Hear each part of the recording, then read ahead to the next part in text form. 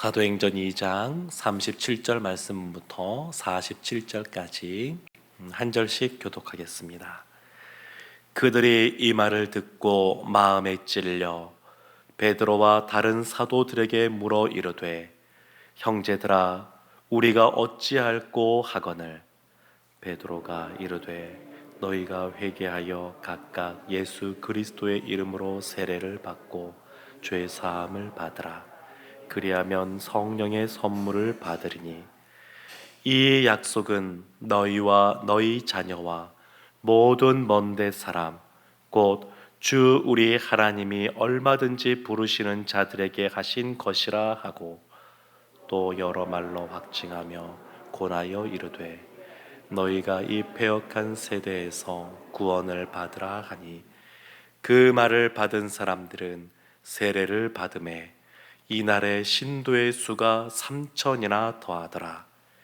그들이 사도의 가르침을 받아 서로 교제하고 떡을 떼며 오로지 기도하기를 힘쓰니라.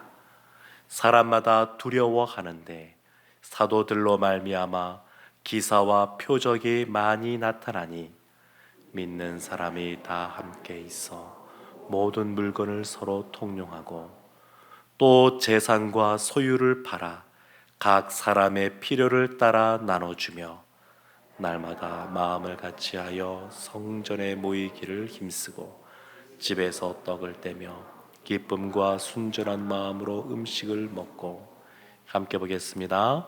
하나님을 찬미하며 또 온 백성에게 칭송을 받으니 주께서 구원받는 사람을 날마다 더하게 하시니라. 아멘. 어느 지역에 맛집이 있으면 그 앞에 붙는 단어들이 있습니다. 원조라고 하는 단어가 있습니다. 근데 한 집만 있으면 어느 집이 원조집인지 잘 알 텐데, 유명한 집 옆에도 원조가 붙고 있고 다 나름대로 원조를 붙여서 어느 집이 진짜 원조인지 찾기가 쉽지가 않을 때들이 참 많이 있습니다. 왜 식당에서 그 유명한 식당 골목에서 원조라고 하는 단어를 선호하냐면, 원조 그 집이 특별히 더 맛있기 때문입니다. 일반적으로 보면 그 음식을 처음 레시피를 개발하고 그래서 유명해졌으니까 그 집이 다른 집보다는 더 맛있는 것이 일반적입니다. 그래서 그 원조집을 찾는데, 우리가 신앙생활하면서 기도할 때에 우리의 교회가 어땠으면 좋겠다 생각할 때에도 교회의 원형, 원조라고 할 수 있는 원형이 되는 그러한 교회를 놓고 우리도 이와 같은 교회의 모습이 되게 해주십시오, 이렇게 기도하곤 합니다. 교회의 그 원형의 모습을 보여주는 교회가 오늘 본문에 등장하는 예루살렘 교회입니다. 초대교회로 돌아가자라고 우리가 기도할 때에 그때 그 일컫는 교회가 이 예루살렘 교회입니다. 그래서 이 예루살렘 교회를 보면 교회가 근본적으로 어떠한 모습을 가지고 있어야 되는지를 우리에게 보여줍니다. 베드로가 120명의 성도들과 함께 성령 충만함을 경험하고 그리고 밖으로 나아가서 복음을 선포하게 됩니다. 그때 사람들의 반응이 오늘 본문 말씀에 기록되어 있는데 37절 말씀에 이렇게 표현합니다. 그들이 이 말을 듣고 마음에 찔렸다, 이렇게 말합니다. 그 다음에 마음에 찔린 사람들이 잘한 것이 있는데, 자신들이 마음이 찔리도록 말한 사람들에게 질문을 했다는 겁니다. 어찌 보면 너무나 당연한 것이지만, 만약에 이때 이 사람들이 마음에 찔린 다음에 그 당시에 바리새인들에게 가서 우리가 어떻게 해야 되겠습니까? 라고 질문했다 그러면 베드로의 대답과는 전혀 다른 대답을 아마 들었을 겁니다. 근데 그들이 마음이 찔린 다음에 베드로와 사도들에게 묻습니다. 37절 끝에 보면 이렇게 말하죠. 우리가 어찌할꼬. 마음에 찔린 다음에 우리가 어떻게 해야 되겠습니까? 그때 베드로가 두 가지를 말하는데, 하나는 38절에 보면 회개하여 예수 그리스도 이름으로 세례를 받고 죄 사함을 받으라. 회개하여 죄 사함을 받으라 이렇게 말했고, 두 번째가 그리하면 성령의 선물을 받으리니 라고 말합니다. 회개하고 예수 그리스도 이름으로 세례를 받는 것, 이것은 교회에 있어서도 굉장히 중요합니다. 교회의 교인이라고 하는 것, 성도라고 하는 것, 그 조건이 있는데, 자격 조건이 있는데, 회개하여 예수 그리스도의 이름으로 세례를 받고 죄 사함을 받는 겁니다. 또 하나가 성령을 선물로 받는 겁니다. 그럼 이것은 이 당시의 사람들만 해당되느냐? 39절에 보면 이 약속은 너희와 너희 자녀와 모든 먼 데 사람, 주께서 부르시는 모든 자가 해당이 됩니다. 그래서 오늘날 우리도 이 약속 가운데 있습니다. 베드로가 2000년 전에 이 말씀을 선포했을 때뿐만 아니라 이 약속의 말씀이 우리에게도 적용이 됩니다. 그래서 교회의 성도들은 회개하고 죄 사함을 받은 사람들이 성도이고, 성령을 선물로 받은 사람들이 성도입니다. 그리고 성령을 선물로 받은 성령 충만한 사람들이 모여 있는 교회가 어떠한 모습인가? 그것이 42절에 네 가지를 말하는데, 이렇게 말합니다. 먼저는 그들이 사도의 가르침을 받았다 이렇게 말합니다. 이와 같이 마음에 찔리고 어찌할꼬 하고, 그리고 회개하고 세례를 받는 그 사람의 숫자가 41절 끝에 3,000명이나 더하였다 이렇게 말하는데, 이 3,000명이 그냥 3,000명이 아니라 베드로와 같은 제자들과 비슷한 3,000명입니다. 이것이 놀라운 겁니다. 콩 심은 데 콩 나고 팥 심은 데 팥이 난다, 이런 우리나라 속담도 있는데, 제자들을 통하여서 또 그와 같은 제자들이 나아지는 겁니다. 제자들이 태어납니다.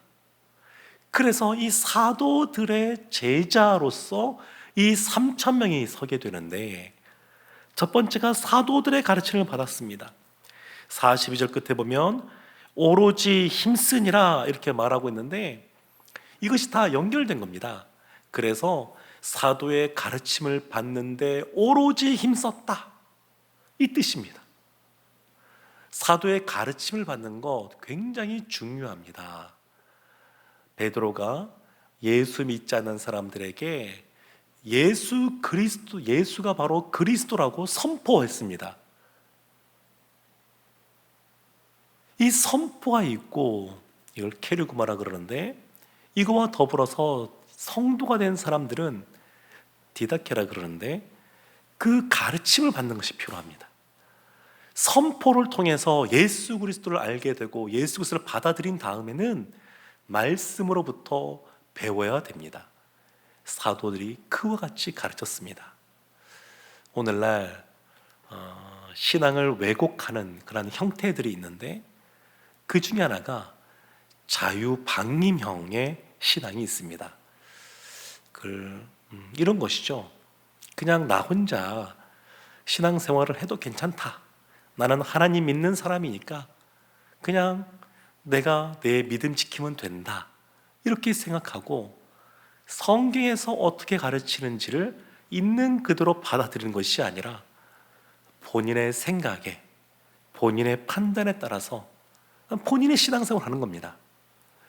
그런데 중요한 것은 교회의 아름다운 원형의 그러한 모습은 사도의 가르침을 받는데 힘쓰는 겁니다. 두 번째가 그들의 모습 보면 서로 교제하고 떡을 떼며, 두 번째가 서로 교제하는 데 힘썼고, 세 번째는 떡을 떼는 데 힘썼습니다. 떡을 뗀다라고 하는 것은 이 당시에 애찬 같은 건데, 사람들이 모여서 날마다 하나님을 찬미하고 하나님 앞에 기도하는데, 그들이 떡을 떼면서 성찬은 아니고 같이 식사를 겸하여서 하는 애찬이라는 것이 있었습니다. 그 애찬을 하는 겁니다. 신앙생활하면서 또 우리가 주의해야 될 왜곡된 신앙의 모습이 있는데, 그 중에 하나가 형식주의입니다. 형식주의. 그냥 모이면 됐지, 이런 겁니다. 근데 이 초대교회 모습 보면 서로 교제하는 데 힘을 썼다, 이렇게 말합니다. 그러니까 단순히 모이는 것이 중요한 것이 아니라 정말로 그 안에 서로 돌아보고 사랑과 선행을 격려하고 또 서로 힘이 되어주고 또 서로 함께 동력하는 그 같은 교제의 모습, 초대교회의 그 아름다운 모습 중에 하나가 서로 교제하는 모습입니다. 또 네 번째가 우리는 것이 뭐냐면 오로지 기도하기를 힘쓰니라, 이렇게 말합니다. 너무나 당연한 말이지만 한국 교회가 지난 수십 년 동안 위축되어진 가장 큰 이유를 뭘로 꼽냐면 기도가 약해진 걸로 많이 꼽습니다. 기도가 약해졌다. 말씀대로 일상의 삶에서 살아가는 모습이 약한 모습도 있지만 그거는 기도가 약해졌기에 그 같은 모습이 나타난 것이다, 이렇게 많이들 봅니다. 교회는 기도에 힘쓰는 공동체입니다. 오로지 힘쓰니라 라고 할 때 사도행전 우리 1장에서 봤듯이 성령이 임하기 전에 그 120명의 성도가 모여서 오로지 성령이 오실 때까지 기도하기에 힘썼습니다. 그 모습이 성령이 충만히 임한 그 다음에도 나타납니다. 교회는 기도하는 곳입니다. 말씀을 배우고 또 서로 깊이 교제하고 또 같이 애찰하고 그리고 기도하기에 힘쓰는 모습, 이것이 교회의 원조 교회라고 할 수 있는 아름다운 교회의 원형의 모습입니다. 그 뒤에 나와 있는 모습도 마찬가지입니다. 그러기에 그들이 두려워하지 않았고 또 기사와 표적이 많이 나타나서 이 두려움을 떨쳐낼 수가 있었고 또 물건을 서로 통용하게 되고 또 날마다 마음을 같이해서 성전에 모이기를 힘쓰고 또 집에서 떡을 떼며 기쁨과 순전한 마음으로 음식을 먹고 하나님을 찬미하고 그랬더니 주께서 더 많은 사람들이 주님께 돌아오는 은혜를 베풀어 주셨습니다. 사랑하는 성도 여러분, 가르침을 받는 데 힘쓰고 서로 교제하는 데 힘쓰고 무엇보다 오로지 기도하는 데 힘쓰는 우리 모두가 되어서 우리 한 사람 한 사람뿐만 아니라 우리 교회가 더 아름다운 교회가 되기를 주님의 이름으로 축원합니다. 아멘. 기도하겠습니다.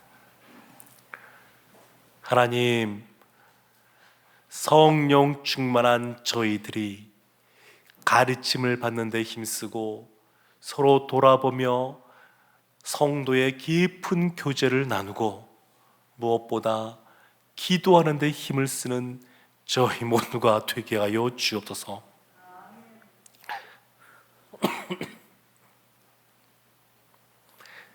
주님이 다스리시고 통치하고 계시는 우리 교회, 시간이 지날수록 더욱더 아름다운 주님께서 원하시는 성령 충만한 교회가 되게 하여 주옵소서. 예수님의 이름으로 기도합니다.